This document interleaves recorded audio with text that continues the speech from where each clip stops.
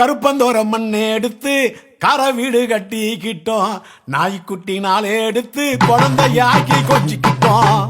பாதபத்தி சாதிசனம் வேலெடுத்து வரும் முன்னு வாழெடுத்து சண்டையிட வாசலில காத்திருந்த என் மஞ்சனத்தி